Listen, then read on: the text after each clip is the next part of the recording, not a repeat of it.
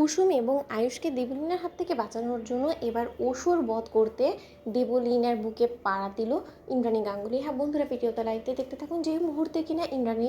গাঙ্গুলি এর ছদ্মবেশ ধারণকারী সেই সমস্ত পরিবার সমেত সমস্ত লোকেরা যে গুন্ডা সেজে দেবলীনার চোখকে ফাঁকি দেওয়ার একটা কৌশল করে, ঠিক সেই সময় সেই গুন্ডাদেরকে যখন কিনা দেবলীনা সাফ মানা করে দেয় এবং বলতে থাকে যে কোনো প্রয়োজনই নতুন করে কাউকে ভাড়া করার এবং আমার কাছে এত টাকা এই মুহূর্তে নেই, ঠিক সেই সময় সেই গুন্ডারা যখন কিনা বলতে থাকে যে ম্যাডাম আপনি এতগুলো কাজ আমাদেরকে একা সামাল দিতে বলেছেন এবং এত জায়গায় আমরা কি করি বা নজর দিব বলুন তো। আপনি যেখানে কিনা আমাদেরকে বলেছেন গাঙ্গুলি হাউসের বাইরে আমাদেরকে 24 ঘন্টা নজর দিয়ে বসে থাকতে, এদিকে বলেছেন এদের উপরে নজর রাখতে, 24 ঘন্টা তো আমাদের পক্ষে সম্ভব হবে না এতগুলো কাজ করা, তাই না? আপনি বলেছেন অন্য লোক দেখুন, তাহলে আমরা সেখান থেকে চলে যাই। যেখানে কিনা এরা কোনো কিছু চাইছে না, নিঃস্বার্থভাবে কাজ করতে চাইছে, শুধুমাত্র এর বিনিময়ে ওরা দুবেলা দুমুঠো খেতে চাইছে, সেই জায়গায় আপনি তাদেরকে বারণ করে দিচ্ছেন কেন বলুন তো। ঠিক সেই সময় তোপের মুখে পড়ে এক পর্যায়ে বাধ্য হয়ে যখন কিনা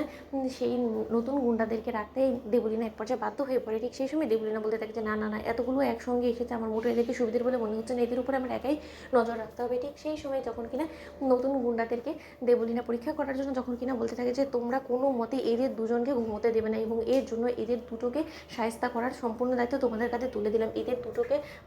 লাগাও দুঃখ, আমি দেখতে চাই যে তোমরা কতটা কঠোর, তোমাদেরও তো অগ্নি পরীক্ষা নিতে হবে আমার, তাই না? ঠিক সেই সময় এক পর্যায়ে না চাইতো যখন কিনা সিদ্ধার্থ,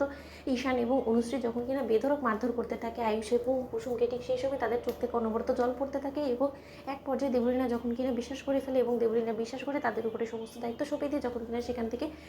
চলে যায়, আড়ালে দাঁড়িয়ে পড়ে এবং দেবলীনা বলতে থাকে যে না না না, এদেরকে কোনো মতে আমার সুবিধার বলে মনে হচ্ছে না। অন্যদিকে এক পর্যায়ে দেবলীনা চলে যাওয়া মাত্রই সেই ফাঁকা জায়গাটাকে দেখে সুযোগ বুঝে যখন কিনা ইন্দ্রাণী গাঙ্গুলি বলতে থাকে যে আয়ুষ বাবা তোমার অনেক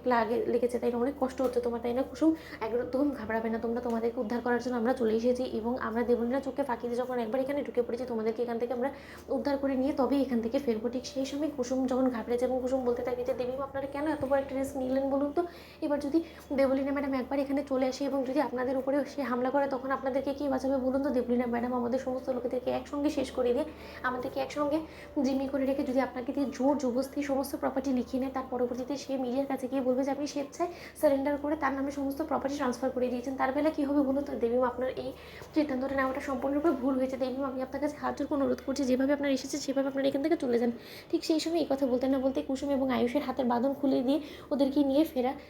চেষ্টা করা মাত্রই ইন্দ্রাণী গাঙ্গুলিকে আটকে দেয় দেবলীনা এবং দেবলীনা বলতে থাকে কী ব্যাপার ইন্দ্রাণী গাঙ্গুলি এত তারা কিসের বলো তো, তোমরা কি মনে করছো তোমরা ছদ্মবেশ ধারণ করে এখানে ঢুকে পড়বে দেবলীনার ডেরা এবং দেবলীনা এত সহজে তোমাদের কাছে বোকা বনে যাবে এবং তোমাদেরকে এখান থেকে মানে চলে যেতে দেবে, এতটা সহজ না। ঠিক সেই সময় দেবলীনা যখন কিনা ইন্দ্রাণী গাঙ্গুলির উপরে হামলা করে, ঠিক সেই সময় ইন্দ্রাণী গাঙ্গুলি দেবলীনার বুকে পা দিয়ে দাঁড়িয়ে যায়। তো বন্ধুরা লাইক কমেন্ট শেয়ার করে সাবস্ক্রাইব করতে ভুলো না।